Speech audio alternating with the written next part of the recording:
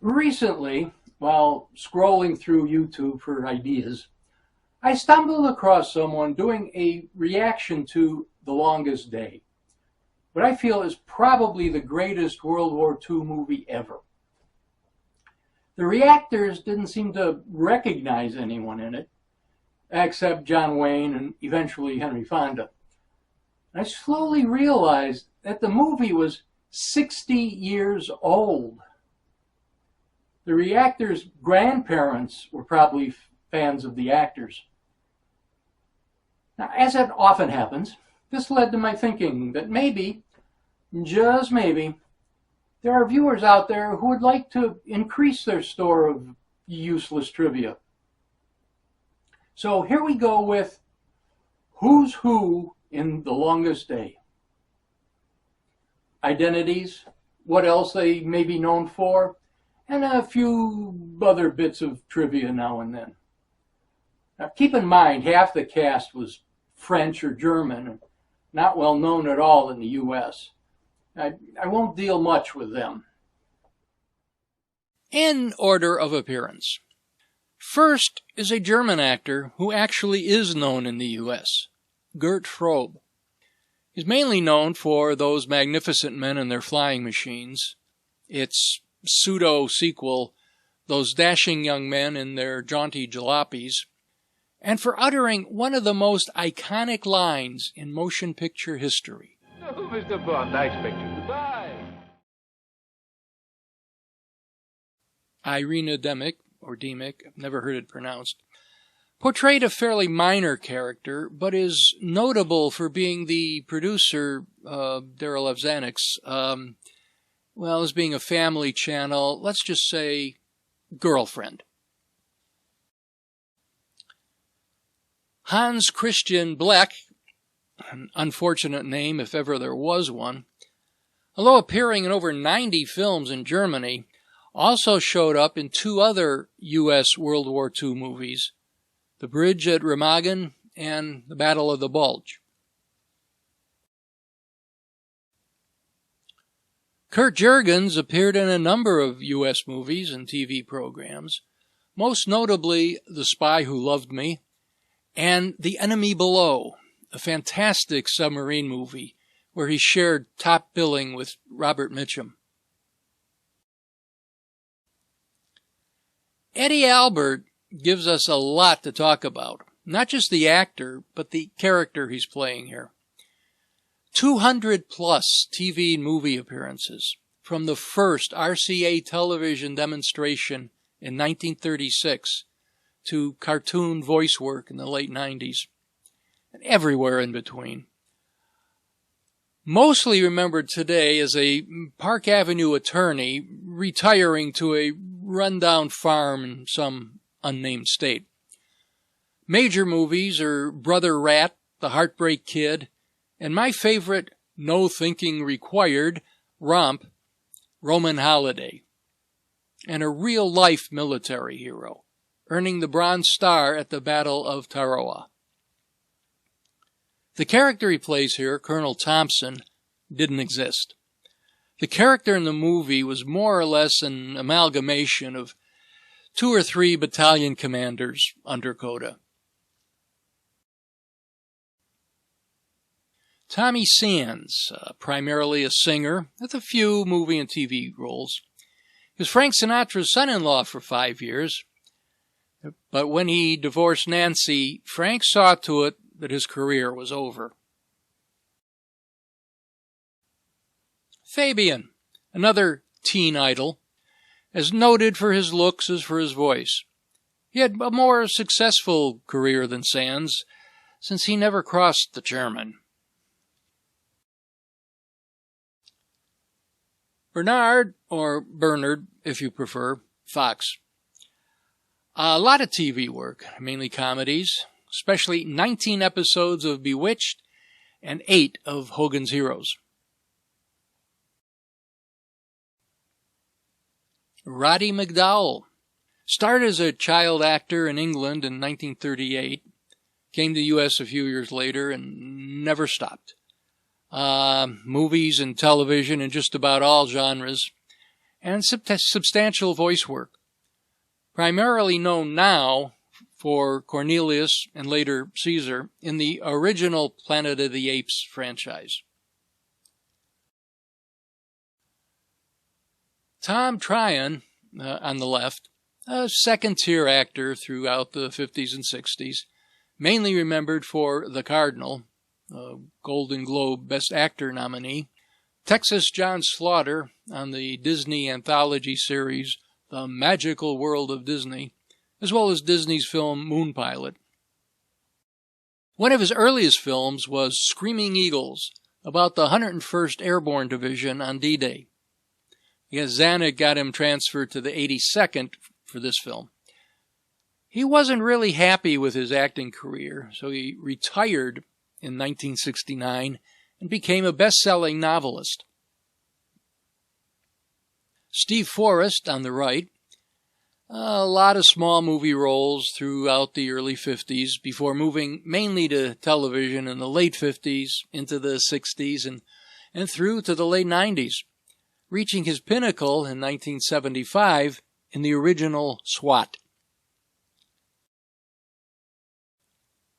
There's Stuart Whitman, starting in 1951 with uncredited background roles in two science fiction classics, When Worlds Collide and The Day the Earth Stood Still. Staying uncredited in the background for the next 5 years, he came into his own, as many did, on television. After a stint as a recurring character on Highway Patrol, he began getting larger supporting roles in movies, culminating in a starring role in Those Magnificent Men and Their Flying Machines. Then 35 more years of television and supporting film roles. He never made the A-list, but he was never unemployed. Marion Robert Morrison. What more is there to say? Ray Danton. Another early 50s leading man wannabe who didn't quite make it, but, like Stuart Whitman, never lacked work. Tons of TV and movie westerns and gangster films. Made a handful of Italian films, including MST3K favorite Secret Agent Super Dragon. In the mid-70s, he made the move to behind the camera, becoming a moderately successful director of TV programs, including 25 episodes of Quincy, M.E., and 10 of Cagney and Lacey. Robert Mitchum. It would take all day to list the classics he's been in.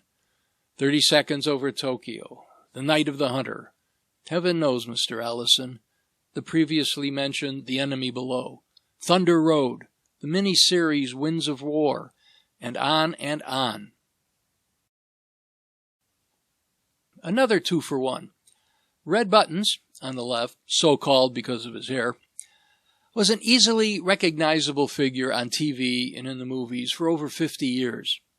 Did about every TV show imaginable and a number of movies, including Hatari, They Shoot Horses, Don't They?, Sayonara, for which he won the Best Supporting Actor and Golden Globe, and The Poseidon Adventure.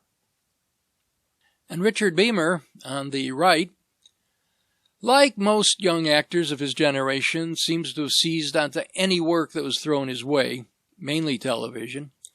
His crowning glory on the small screen was Twin Peaks, both the 1989 original and the 2017 reboot. He appeared in a few well-known movies, even if he didn't get much credit for them, like The Diary of Anne Frank and High Time. His main claim to fame, of course, was as Tony in West Side Story. Sal Mineo. I can almost just play back a recording for all these actors of this generation. Number of movie credits, never starring, usually about halfway down the cast list, and even more TV credits. Sal Mineo does have some good movies to his name. Rebel Without a Cause, Giant, The Gene Krupa Story, Exodus, The Greatest Story Ever Told among them. Richard Burton. Another needs no introduction.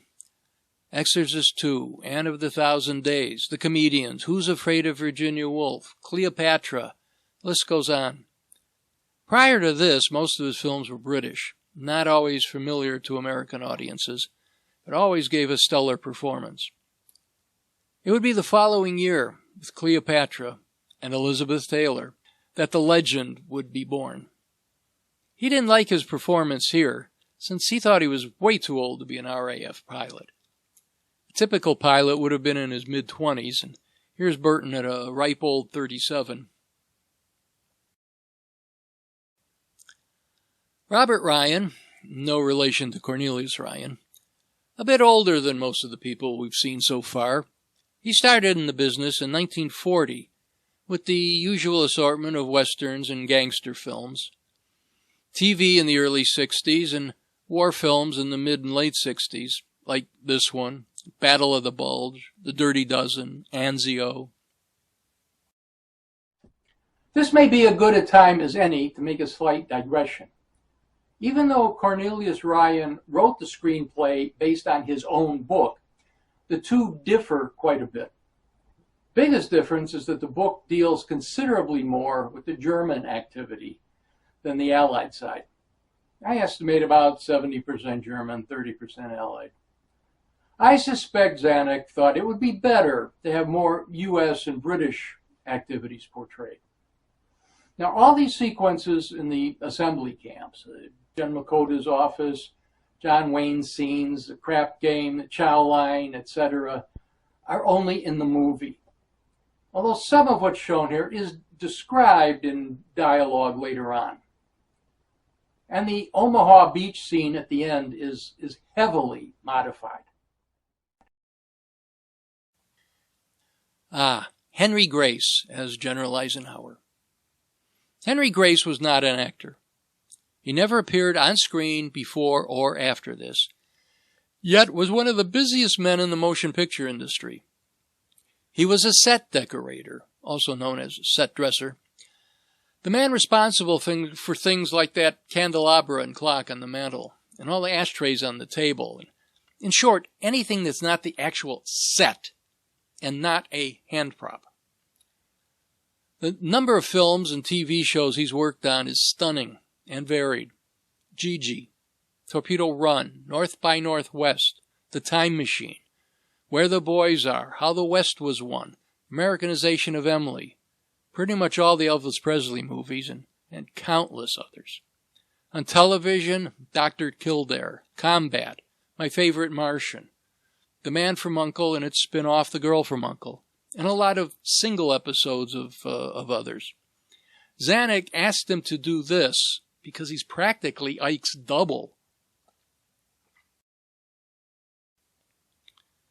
Peter Lawford, JFK's one-time brother-in-law and member of Sinatra's Rat Pack, was actually in far more movies than I realized. After the usual apprenticeship, 4 or 5 years of uncredited background roles, he finally started getting named roles in the mid-40s, although most of the films were average at best. The good ones, though, were quite memorable. Easter Parade, Royal Wedding, it's Fred Astaire's famous dancing on the ceiling routine. It Should Happen to You, Jack Lemmon's first movie. The original Ocean's 11 in 1960. And the usual TV anthologies, Playhouse 90, Studio 57, General Electric Theater, etc.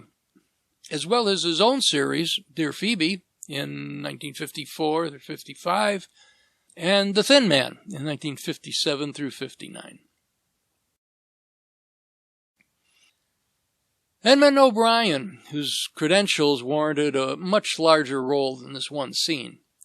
Starting in 1939 with The Hunchback of Notre Dame, but not really getting anywhere until towards the end of the war when he appeared in Winged Victory, a film that deserves further discussion, and we'll get it shortly. A string of over 120 film and television appearances followed. The Killers, The Barefoot Contessa, a film called D-Day, the 6th of June, believe it or not, but it was more of a romance than a war film. Birdman of Alcatraz, and 7 Days in May. The usual string of TV guest appearances and a couple of series of his own. And of course, his most memorable performance in DOA. Okay, Winged Victory. The U.S. Army Air Forces commissioned a play portraying the lives of average airmen. Now, this obviously was a big deal since it had General Hap Arnold, the commander of the Air Force, behind it. And the play was written by Moss Hart. Now, for you youngsters, Moss Hart in the 40s was roughly equivalent to Neil Simon in the latter decades of the century. The play was a roaring success and raised oodles of cash for the Army Emergency Relief Fund. The show was produced by Hart and Irving Swifty Lazar, probably the greatest or at least most famous talent agent of all time. The cast, at least the vast majority of it, consisted of active duty service personnel, many of whom had a small amount of pre-war acting experience. Darryl Zanuck bought the film rights and brought the whole production, lock, stock, and bomb sight, to Hollywood. The movie version was co-produced by the Army Air Forces and 20th Century Fox. The movie was directed by George Cukor. Again, for a modern-day analogy, think Steven Spielberg. Gone with the Wind, Philadelphia Story, Gaslight, A Star is Born, etc., etc. Now, the cast credits included the military rank of each of the actors. So we had Sergeant Edmund O'Brien, Corporal Lee J. Cobb, Corporal Red Buttons, Corporal Gary Merrill, Corporal Whit Bissell. You may not know the name, but if you watched television between 1960 and 1980, you saw him at least once a week. Now, he was on everything. Sergeant George Reeves, the original TV Superman, Corporal Carl Malden, and dozens more that your grandparents would recognize. After the war, many of these people stayed in Hollywood. It's not unreasonable to claim that this one movie laid the groundwork for the American motion picture industry of the 50s, 60s, 70s, and beyond. Rupert. Now, this is not a joke. There really were dummy paratroopers dropped on the Germans. The real Ruperts, however, were not this detailed. They were more like rag dolls. Rod Steiger, unlike most of the actors here, started in television, mainly on the anthologies, before breaking into film with a bang in 1954 with On the Waterfront, grabbing an Oscar nomination. Then there was Oklahoma, The Pawnbroker, where he received Best Supporting Actor Oscar, Dr. Zhivago, and his magnum opus In the Heat of the Night, winning the Best Actor Oscar, and too many others to get into. Paul Anka, singer, composer, sometimes actor, wrote the theme for this movie, the English words for Sinatra's My Way, Puppy Love, which was a big hit for him back in the day, and an even bigger hit for Donny Osmond later on, the Johnny Carson Tonight Show theme. Unfortunately, he also penned number 3 on Dave Barry's list of all-time worst songs, the abominable Having My Baby. Richard Todd, popular British actor, little seen in the U.S., did The Story of Robin Hood and His Merry Men for Disney in 1952. D-Day, the 6th of June with Edmund O'Brien, as mentioned. And The Dam Busters. Has an interesting connection with this film, which I'll mention at the proper time. Henry Fonda, the last of the big names to be introduced, and another who needs no introduction. More film roles than you can shake a stick at. Just a few of the bigger ones, The The Grapes of Wrath, My Darling Clementine, Mr. Roberts, 12 Angry Men, Failsafe, Midway, and so many more. The name is Connery, Sean Connery. A moderately successful British actor, little known to American audiences. Disney's Darby O'Gill and the Little People was about it. But the day after filming this, he was on a plane to Jamaica, about to make history. Kenneth More, another popular and well-respected British actor, didn't make much of a splash west of the Big Pond. There was the rather bizarre The Sheriff of Fractured Jaw, and one of my favorite films of all time, Sink the Bismarck. In the book, and presumably in real life, the dog was an Alsatian, also known as German Shepherd. I guess someone thought it didn't seem appropriate, and a bulldog would be much more British. And there's still Robert Wagner. I thought by now all the characters would have been introduced. Wagner's kind of the poster child for up and down careers. He's been acting for an unbelievable 70 years. He's had his share of successes and failures. The good stuff has included Stars and Stripes Forever, The Pink Panther, The Towering Inferno, his 3 successful TV series, It Takes a Thief, Switch, and Heart to Heart, along with its multiple TV movie sequels, and of course, Dr. Evil's number 2 in the Austin Powers franchise. Now, to Major Howard's right is an uncredited actor named Patrick Jordan, playing the role of Lieutenant Richard Todd, the actor he's now addressing.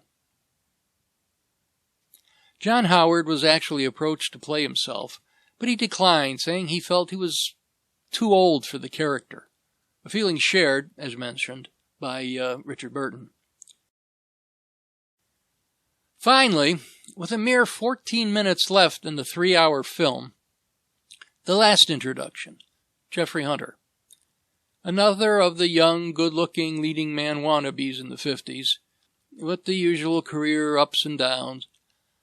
A fair number of appearances in his tragically shortened career, most, as usual, mid-tier so-so movies, and the usual string of TV appearances in the 60s. Some of his accomplishments included The Searchers with John Wayne. His biggest role was as Jesus in King of Kings, and you can't get much bigger than that. His own TV series, Temple Houston, and most memorably, Captain Pike in the original pilot for Star Trek. I could probably go on for an hour with trivia about this movie, and I might sometime.